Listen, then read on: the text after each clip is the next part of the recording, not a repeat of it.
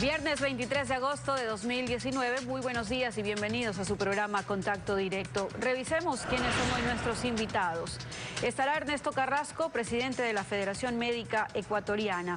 Actualizado el cuadro básico de medicamentos otorgados gratuitamente en los hospitales públicos de salud, pero ¿está realmente actualizado el cuadro de acuerdo a la Organización Mundial de la Salud? El presupuesto para los nuevos fármacos y su distribución. Lo revisaremos. Además, nos acompañará Eduardo Egas, director ejecutivo de la Corpey, Corporación de Promoción de Exportaciones e Inversiones del Ecuador. El acuerdo comercial con Estados Unidos, una vez activado el Consejo de Inversiones y Comercio entre Ecuador y nuestro principal socio comercial. ¿Es posible ir más rápido dada la apertura de Estados Unidos? Lo revisaremos. Estará también Rodrigo Gallegos, él es director ejecutivo de la industria láctea. La industria se ve en crisis. El gobierno puso una moratoria para la venta del suero lácteo que termina en 2 días. ¿Por qué se puso en moratoria su comercialización? ¿Se renovará la moratoria o se la levantará? Otra bomba explotó cerca del rectorado de la Universidad de Guayaquil. Es el 6º atentado en esta institución educativa en lo que va del año. No hubo heridos. La explosión se reportó a las 8 de la noche con 20 minutos de este jueves y destruyó los ventanales del comedor que está ubicado detrás de las instalaciones del rectorado. La potente detonación causó un agujero en el suelo. Agentes de la policía llegaron al sitio para evacuar a decenas de estudiantes y docentes.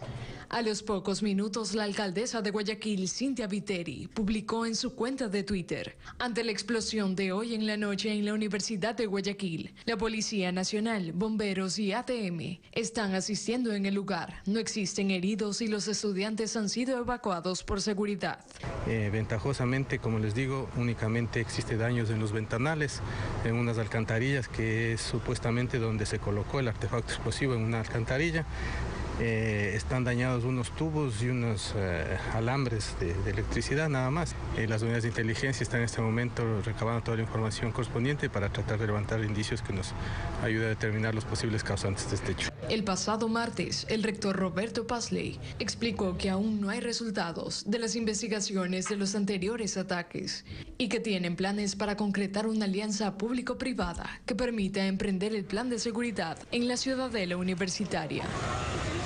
Y en otro tema, tras 6 años de espera, el gobierno actualizó el cuadro básico de medicamentos para la Red Nacional de Salud.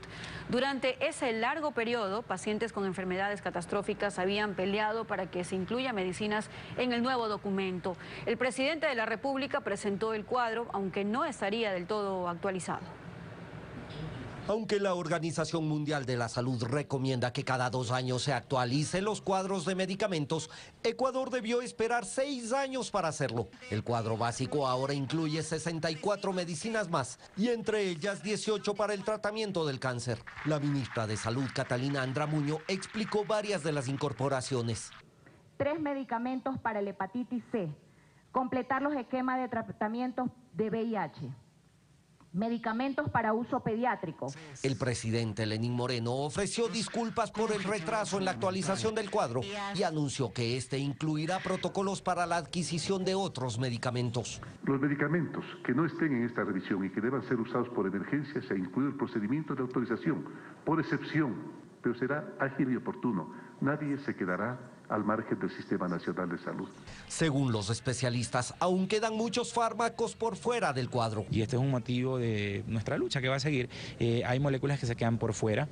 El cuadro nace ya viejo. Pacientes como Lourdes Álvarez, quien sufre de cáncer, ven el cuadro con optimismo, aunque indicó que la lucha continuará por los medicamentos que quedaron fuera del listado. No hay palabras para expresar que podemos acostarnos y con la seguridad de que vamos a tener esa medicina que es muy costosa y que a muchos de nuestros compañeros guerreros han tenido que irse al cielo por no tener esta medicina. El Ministerio de Salud ya adelanta la adquisición de los nuevos fármacos por $258 millones, que se suman a los 300 millones que cuestan los medicamentos que ya estaban previamente en el cuadro. La actualidad los protagonistas, el análisis y la información. En Contacto Directo. Lenin, ¿cómo estás? Muy buenos días. Samantha, amigos televidentes, un buen día para todos. Hasta que por fin ocurrió, el cuadro nacional de medicamentos básicos ha sido actualizado. Y esto, como decían en el reportaje, no ocurría desde el 2013 y de nada servía que en el mundo la medicina avance, que se descubra, que se creen nuevas fórmulas para tratar de una mejor manera todo tipo de enfermedades, porque aquí en el Ecuador seguíamos utilizando otras medicinas que en algunos casos no eran las más efectivas ni las más adecuadas para el tratamiento de las dolencias. ¿Cuáles fueron los motivos de este indolente retraso? Se lo preguntamos al doctor Ernesto Carrasco, presidente de la Federación Médica Ecuatoriana. Buenos días, doctor. Muy buenos días, Lenin. Un saludo a todos quienes nos miran. Efectivamente, ayer se dio, yo creo que la sonrisa es más que evidente. Estuvimos en Quito viendo la publicación oficial del cuadro básico de medicamentos que data del año 2014, esa observación también había que hacerla, porque fue ahí cuando se inició esta revisión y nace este cuadro, como decían en la nota, ya un poco desactualizado. A pesar de que lo actualizamos, ahora nace desactualizado. Sí quiero aprovechar para decir esto, porque el presidente de la República en persona pidió disculpas por este atraso, pero decirle de frente que no es culpa de él. Fue culpa de la ministra anterior, que justamente, como usted bien lo dice, Lenin, de una manera indolente, le mintió al presidente de la República diciendo que estos medicamentos no servían, que eran muy costosos, que había un negociado atrás de esto, que eran pocos pacientes y que no iban a vivir más de 2 meses. Pues bien, toda la verdad ahora ya se sabe, los medicamentos han sido actualizados, al menos hasta la versión de este cuadro. Hay medicamentos que se quedan por fuera, pero hay que trabajar sobre los próximos mecanismos para actualizarlos otra vez. Ahora, razones técnicas se esgrimieron, que estaban revisando 1000 veces la lista de medicamentos, que hacían análisis y contrapruebas, pero resulta que la Organización Mundial de la Salud hace estas actualizaciones efectivamente cada 2 años. La última revisión la hizo en julio de este año. Esa actualización de la OMS de julio de este año no fue incluida en la actualización ecuatoriana y por eso usted dice que ya nace desactualizado, que ya nace viejo este proceso anunciado ayer con bombos y platillos. Sí, los medicamentos justamente se van actualizando cada cierto tiempo. La Organización Mundial de la Salud cumple con los parámetros de cada 2 años ir actualizando el listado propio. Debo decir, hay medicamentos que ahora nosotros vamos a tener aquí en el país que el mismo listado de la Organización Mundial de la Salud no tiene. Esto depende de la comisión técnica que analiza la lista de medicamentos de cada país. Este cuadro básico varía de país en país y el de la Organización Mundial de la Salud es una referencia nada más de cuáles son los medicamentos básicos que debería contarse en cada país. Por ejemplo, países del tercer mundo o de África o de otros países no cuentan con estos cuadros. El de la Organización Mundial de la Salud es una referencia. El de aquí del país, sin embargo, a pesar que ya se actualizó, en este proceso se quedaron algunos medicamentos afuera. Ejemplo, hay una molécula que se llama brentuximab que utilizan los pacientes con linfoma. Justamente estamos defendiendo unos casos de ellos y esta molécula ya no alcanzó a entrar. Hay otras que fueron de igual manera solicitadas en este proceso y siguen en análisis. Entenderíamos que la comisión técnica se empiece a reunir a partir del próximo año para ver cuándo se publica el próximo cuadro, que sería de aquí en 2 años más. Dejemos algo en claro, doctor. Este cuadro nacional de medicamentos no se lo actualizaba porque no había plata, así de sencillo. Sí, pero justamente por eso traigo esta gráfica acá, porque había una preocupación de la Presidencia de la República por tema de dinero, pero que no haya esta preocupación, porque aquí está la referencia.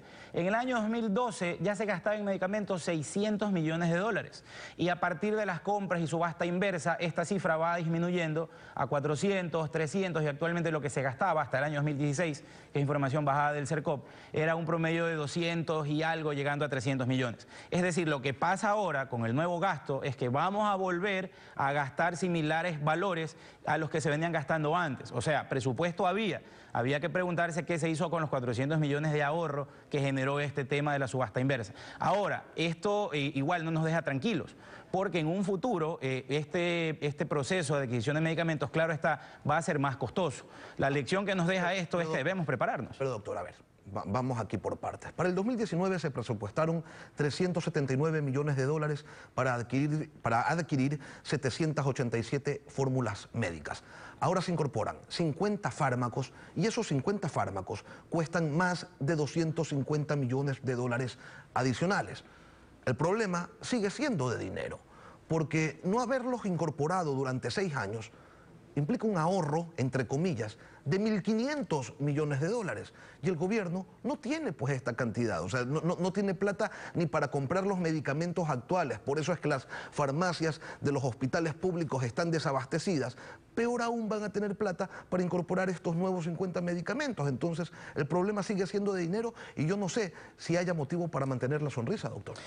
Sí, efectivamente, esto no lo digo ahora, lo venimos diciendo desde el año pasado y en este mismo programa, que la falta de plata era el problema porque el Ministerio de Salud no ha actualizado el cuadro, que vuelvo y repito, es una lista.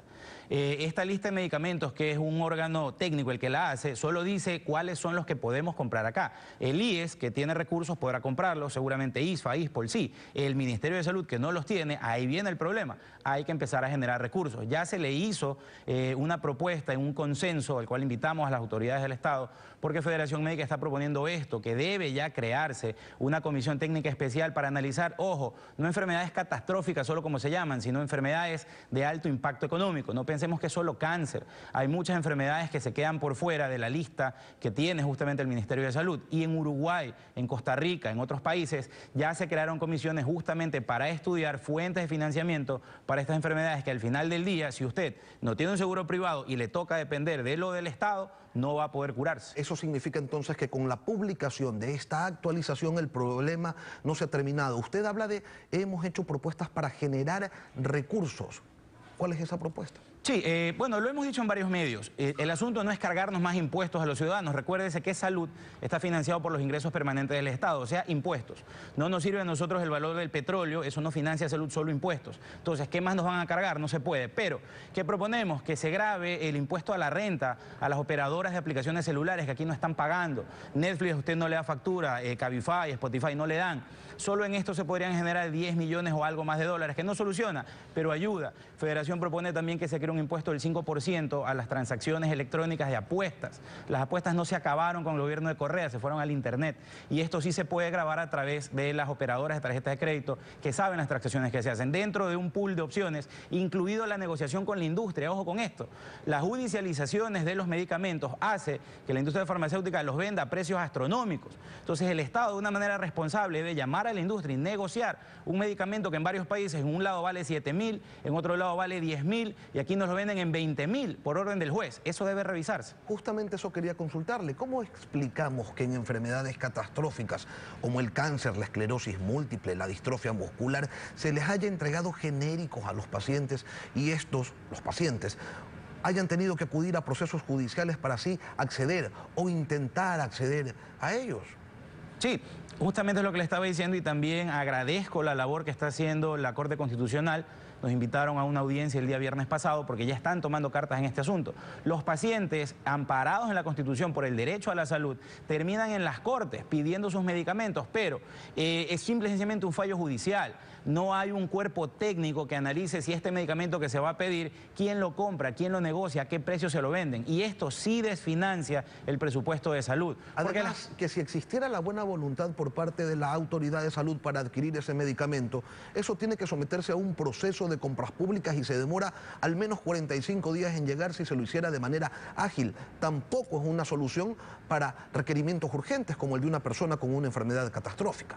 Sí, efectivamente, lo que anunció el presidente ayer de los mecanismos alternativos para incluir medicamentos es un proceso muy engorroso, no es de ahora, eso se aprobó hace 2 años, que fue el acuerdo 158 del Ministerio de Salud, y no son 45 días, Lenin. Si usted pide un medicamento por fuera del cuadro, hay una comisión que se reúne solo 4 veces al año del Ministerio de Salud y le hace un trámite de 90 días para ver si se lo aprueban o no se lo aprueban. La mayor parte de las veces no se lo aprueban. Y fuera de eso, ¿qué le toca? Irse a las cortes. Entonces, quedamos en que el cuadro está desactualizado, se van a reunir recién en 2 años para ver si se lo pone al día. No, el cuadro, el que se publica ya el día de ayer, se empezó a revisar en el 2014, es decir, 5 años después lo publicamos. Inmediatamente esto entendemos, el próximo año debería empezar a reunirse la comisión técnica para en 2 años publicar el siguiente. O sea, tendríamos un nuevo cuadro en el año 2021 o 2022 a más tardar. Este cuadro que se empezó a revisar en el 2014 ya ha sido revisado al menos 3 veces por la Organización Mundial de Salud, ¿no? Claro, correcto. Por eso es que hay medicamentos que se quedan afuera. Los fallos que hace esta comisión técnica del Ministerio de Salud del acuerdo 158, a unos les aprueba y a otros no. Hay hay un caso que es rarísimo, esta molécula para linfoma en un hospital militar les dicen sí, pero en un hospital del Ministerio de Salud les dicen no. Entonces esto debe revisarse, hay mucho que trabajar todavía. Ahora, la ex ministra de Salud ponía de ejemplo un caso y decía, hay 2 pacientes que requieren un medicamento y que cuesta $1 millón, y eso es insostenible. ¿Cuál es la observación que tiene usted ante un criterio como esos? Correcto. Bueno, la información que decía la ministra de Salud era sesgada, y eso sí debo decirlo porque hubo una gran mentira atrás de todo esto. Hay medicamentos que sí van a valer eso, probablemente otros que vayan a valer más, pero porque no se ha hecho una mesa de negociación con la industria farmacéutica, que son los dueños de estas moléculas. El Estado, de una manera responsable, debe proteger el derecho a la salud de los ciudadanos. Si la industria no quiere negociar, le tocará tomar otras medidas, como han hecho otros países, de nacionalizar patentes y empezar a producir medicamentos. Eso aquí se quiso hacer hace muchos años con el tema Enfarma, que al final lo que fue es otra excusa más para corrupción, pero no hay políticas serias a este respecto. Si no tomamos medidas sobre esto, si no se crea una comisión técnica permanente que analice cuáles son los medicamentos que van saliendo y que de una manera progresiva se negocie con los dueños de estos fármacos, porque hay mecanismos de negociación y también de riesgo compartido, que lo venimos diciendo. A veces también la industria invierte justamente para obtener resultados de estos medicamentos nuevos que van saliendo, y eso beneficia sobre todo al paciente, no al médico ni al de laboratorio ni al de la farmacia, al paciente, que es el que necesita curarse. Se ha hecho algo entonces, pero falta todo por hacer. Sí, falta bastante. Carrasco, presidente de la Federación Médica Ecuatoriana, gracias por venir a Contacto Directo. Y tras la pausa, Eduardo Egas, el director ejecutivo de la Corpey, Corporación de Promoción de Exportaciones e Inversiones del Ecuador. Acuerdo comercial con Estados Unidos, una ventana amplia de nuestro país con su principal socio comercial. ¿Las ventajas? ¿Podemos ir más rápido? Ya regresamos.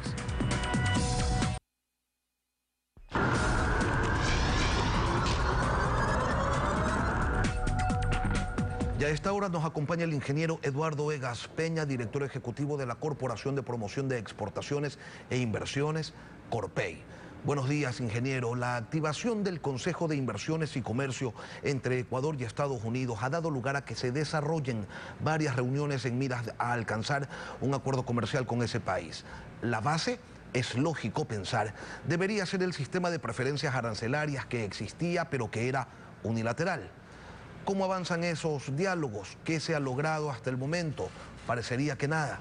Sí, muy buenos días, Lenín. En primer lugar, hay que reconocer que hemos tenido unas conversaciones congeladas por muchos años, más de 10 años, que recién en los últimos 2 años se han comenzado a abrir con muy buenos resultados, pero es un proceso que va a demorar hasta poder actualizarnos y recuperar todo el tiempo perdido. Indudablemente nos hemos puesto de acuerdo entre los 2 países para a utilizar un instrumento que teníamos acordado de más de 20 años atrás, que es el Consejo de Comercio e Inversión.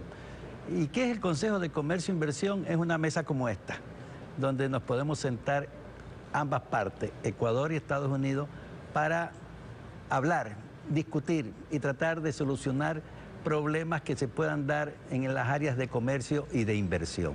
Hemos tomado ese mecanismo para tratar de pasar lista a nuestros principales problemas, poder irlos resolviendo y de esa manera tratar de procurar incrementar, mejorar las relaciones comerciales. Arrancamos con una primera reunión, como usted sabe, en Washington, otra en el Ecuador, una tercera está demorada, debería haberse realizado en el mes de junio. Todavía no se ha hecho, se espera que para el mes de septiembre se haga, pero siempre son avances que se van dando en el marco de ir solucionando problemas. Y está demorada porque hay desacuerdos en la mesa que trata los temas de agricultura. ¿Cuáles son los puntos de la discordia allí? Bueno, para un país como Ecuador, los mayores problemas siempre se van a presentar en el sector agrícola. Es lo que más tenemos, es lo que más vendemos, es lo que el mundo nos ha dejado como espacio, porque los chinos, usted sabe, se llevaron todo el sector de la manufactura en el mundo y hoy están en posibilidad de producir en cualquier subsector de la manufactura. Otros se están llevando las comunicaciones, las telecomunicaciones, otros los servicios, y a países como el nuestro nos queda la agricultura. Pero siendo ese nuestro mayor interés, comenzamos a tener conflictos no solo con Estados Unidos, sino con muchos países en nuestro ingreso. Yo digo que los aranceles a veces no son un problema porque no son muy altos. Los problemas son las barreras no arancelarias. Cuando te comienzan a exigir todo un viacrucis para dejarte entrar un producto en el otro mercado. Fíjese, hoy en día, Lenín, prácticamente le piden hasta el certificado de bautizo de un producto. Bajo el concepto de lo que se llama la trazabilidad, quieren saber cómo se sembró ese tomate, en qué tierra, quién lo sembró, qué utilizó de abono, qué pasó en la cosecha, en el transporte, hasta que llega a los Estados Unidos. Lo mismo, si es un pescado, quieren saber quién lo pescó, en dónde, bajo qué embarcación, cómo se lo trató, cómo se lo llevó a puerto, cómo se lo procesó y cómo se embarcó al mercado de afuera, cómo llegó. Entonces, están pidiendo una cantidad de requisitos que antes no existía. Es como hoy en día, uno va a un restaurante y espera comer un buen plato. No es que le pide el certificado al restaurante. El certificado te lo da porque te cae bien la comida, porque te gusta o no te gusta y no vuelves más. Ingeniero, pero Estados Unidos, al menos públicamente, ha reconocido que sí existe la posibilidad de alcanzar ese acuerdo. Voluntad política sí existiría. Así lo dijo el secretario de Estado Mike Pompeo durante su visita al Ecuador. Yo quisiera invitarlo a recordar sus declaraciones. Queremos asegurar que cada país tenga la oportunidad de fortalecer su propia economía, que puedan generar empleos y riqueza para sus hijos y nietos. Entonces, un acuerdo comercial logrará eso y continuaremos trabajando para ello. Ahora, en cuanto a los tiempos, todavía no sabemos. Bueno, lo que tuvimos con la Unión Europea, por ejemplo, fue un acuerdo multipartes, sí, similar al que obtuvieron países como Perú o Colombia. En su caso sería algo similar a aplicarse. Sí, podría, pero yo creo que el primer paso sería que ambos, los dos países, lleguemos a un acuerdo bilateral, solo entre los dos países. En ese punto creo que podremos lidiar con lo que será después más complicado, que podría tomar años hasta que ese acuerdo sea finalmente alcanzado. Un acuerdo bilateral, Estados Unidos es nuestro principal socio comercial y por eso es importante buscar este acuerdo. Pero vamos dimensionando, ingeniero, esto que a veces se lo repite por inercia, pero no se lo tiene muy claro. Hablemos del volumen del intercambio comercial que tenemos con Estados Unidos. ¿De cuántos miles de millones de dólares estamos hablando? Bueno, nosotros Estados Unidos en el año 2018 exportamos como 6.600 millones de dólares y le importamos como 5.000 millones de dólares. Es decir, tenemos una balanza de pago comercial favorable para el Ecuador en más de 1.000 y pico millones. Estados Unidos es un mercado importante, es nuestro principal comprador si lo vemos desde el punto de vista de las compras totales, incluido petróleo como tal. Y es también un importante, aunque no el primero, proveedor de bienes y servicios que el Ecuador necesita. Es un mercado muy importante para el Ecuador, siempre lo ha sido. Lo hemos descuidado en algunos años, tenemos que recuperar y en eso estamos. Yo creo que tanto por el lado ecuatoriano como por el lado norteamericano hay la mejor voluntad por llegar a yo llamo un establecimiento de mejores relaciones comerciales. No necesariamente veo en el corto plazo un acuerdo comercial bilateral, como se dice, porque primero hay que comenzar a solucionar una serie de problemas que subyacen, principalmente en el sector agrícola, como usted lo mencionó, que es un sector siempre conflictivo porque Ecuador también tiene sus restricciones, ¿no? Ahora, ingeniero, hay quienes dicen que primero debe ser el ingreso a la Alianza del Pacífico. Sin embargo, todos los países que forman parte de esta Alianza del Pacífico ya tienen acuerdos comerciales con Estados Unidos. Nuestro ingreso a esa alianza sin tener un acuerdo con Estados Unidos implicaría una desventaja, ¿cierto? Bueno, no necesariamente sería una desventaja, ¿no? A veces, me acuerdo cuando nosotros estábamos negociando con la Unión Europea, había un sector del gobierno que decía que negociar solo con la Unión Europea era una situación desventajosa, que deberíamos incorporarnos al Mercosur para negociar en bloque y así éramos más fuertes. Mentira. Ecuador, como país pequeño y con su particularidad, tiene más posibilidades de llegar a acuerdos más flexibles con la contraparte cuando es mayor. ¿Por qué? Porque no impactamos demasiado. Se nos pueden ceder situaciones, preferencias que necesariamente el Ecuador no va a impactar demasiado en la otra economía, pero si lo que le ceden al Ecuador tiene que cedérselo en ese caso a Brasil, Argentina, ya la negociación se vuelve más restringida. Entonces, ahora, sí podemos ir solo. Ante este escenario, ingeniero, Corpey como entidad privada se adelanta, da un paso al frente y prepara un evento. ¿Cuál es la finalidad de esa expo? Bueno, yo creo que es compromiso de todo ahondar en este mejoramiento de relaciones diplomáticas, políticas, militar y comercial con los Estados Unidos. Y en ese sentido, junto con ANCHAN, Corpey está promoviendo un encuentro, un congreso este año para que estas relaciones se incrementen, para que fluya el diálogo entre las contrapartes. Estamos trayendo expositores internacionales, más de 10, estamos trayendo compradores, también ofertantes de los Estados Unidos, para que se sienten en ruedas de negocio a conversar y, si es posible, negociar con ecuatorianos. Estamos tendiendo a que a través del diálogo, que es el camino correcto, pudiésemos avanzar en este deseo de, llamo yo, mejorar las relaciones comerciales entre nuestros países, comenzando por desbloquear restricciones que pudiesen estar afectando al ingreso de nuestros productos. ¿Cuándo va a ser esto? ¿Dónde? Esto va a ser la próxima semana, martes y miércoles, en el Hotel Hilton de Guayaquil,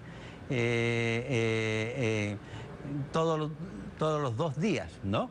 Con más de 20 paneles de discusión en diferentes tipos de temas, como por ejemplo, traemos los gerentes de compras de grandes supermercados para que expliquen al ecuatoriano los factores que considera, toma en cuenta para comprar productos alimenticios o productos que entren a sus cadenas de supermercado. Asimismo, traemos gente especializada en franquicia para explicar a los ecuatorianos algunas franquicias que estarían disponibles, como también ecuatorianos, ¿no?, que van a ofrecer franquicias para gente que viene de Estados Unidos.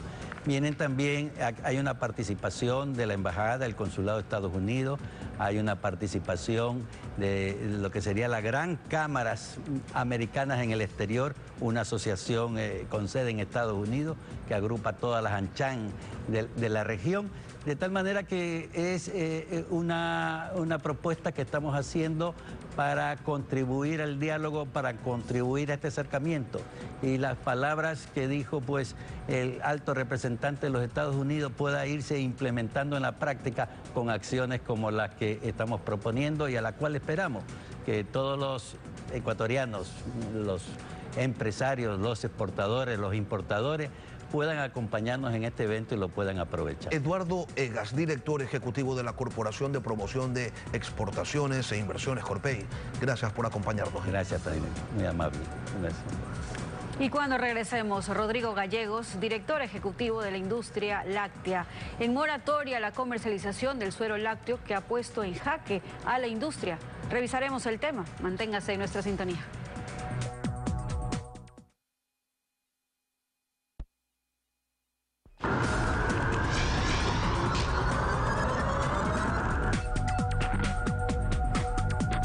Desde los estudios de la capital nos acompaña Rodrigo Gallegos, director ejecutivo del Centro de la Industria Láctea. Buenos días, estamos a 48 horas de que termine la moratoria para la comercialización de suero lácteo ordenada por el gobierno. Y como no podía ser de otra manera, en nuestro Ecuador tenemos 2 posturas. Antes de entrar a hablar de ellas, quisiera que usted nos deje en claro algo. ¿Qué es el suero de leche? Bueno, Lenin, buenos días, qué gusto poderlo saludar y saludar a todos los televidentes. Creo que es una pregunta fundamental porque el suero de leche es un coproducto de la leche.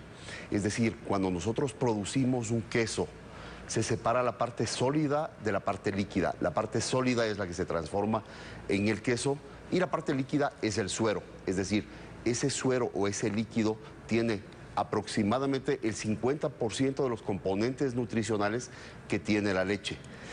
Tiene minerales, tiene proteínas, tiene vitaminas, tiene componentes nutricionales de alto valor y de muy fácil asimilación para el organismo humano. Por eso es un alimento óptimo, idóneo y de muy alto valor para poder ser asimilado en diferentes alternativas nutricionales. Con esto claro, ahora sí vamos a las discrepancias.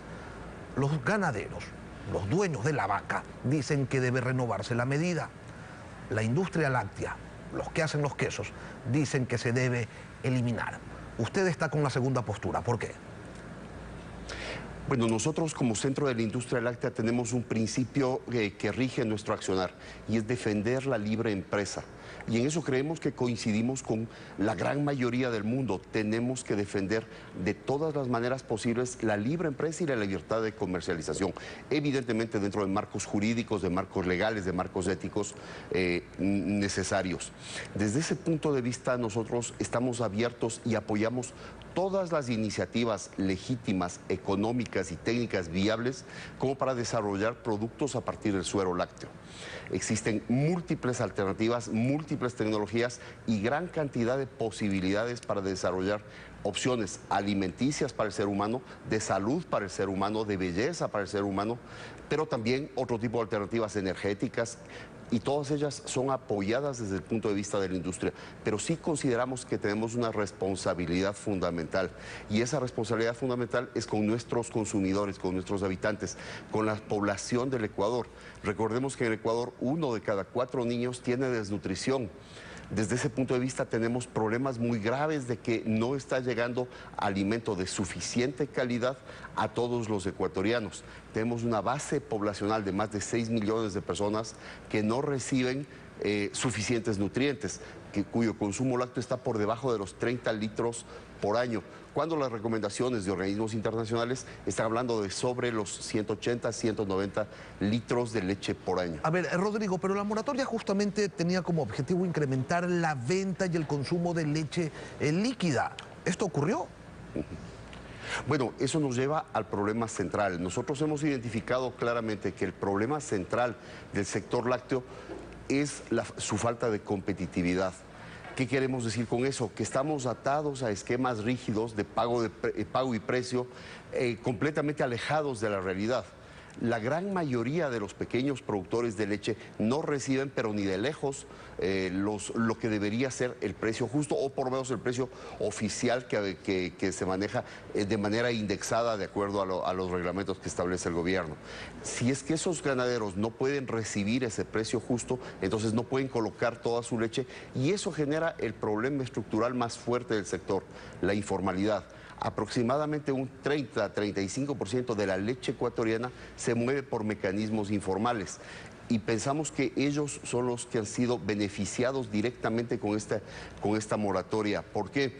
Porque al momento de aumentar los controles hacia las industrias formales, se liberó o se dejó abierta la llave para que los informales compren, vendan, negocien y hagan acuerdos con sus productos de manera completamente ilegítima y afectando evidentemente las condiciones tanto de los pequeños productores como de las industrias, y con un serio problema de generar dificultades y problemas de salud pública en los consumidores. Rodrigo, pero usted dice que le pagan poco a los productores, pero la leche, el precio de venta al público no es precisamente el más barato. La leche en el Ecuador es bastante cara.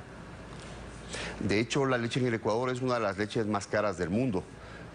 Para una industria que quiere comprar leche cumpliendo con todos los requisitos, sus precios son tan elevados que es extremadamente difícil competir y buscar algo que ha sido fundamental para el sector: desarrollar, por ejemplo, alternativas de exportación, sacar productos lácteos ecuatorianos de alta calidad, de alto impacto, con denominación de origen hacia el exterior. Entonces vemos ahí un problema estructural grandísimo, ¿no es cierto? Tenemos un precio muy bajo pagado al pequeño productor, un precio probablemente fuera de los marcos legales, pero por el otro lado un producto hacia el consumidor cuando se formaliza extremadamente costoso, lo cual genera este tipo de distorsiones que son las que afectan al sector. Ahora, Rodrigo, otro de los motivos por los que se dio la moratoria es porque se estaba mezclando la leche con el suero y se elaboraban bebidas con suero y se decían que estaban hechas con leche pura, y eso tampoco es correcto ni muy ético que digamos.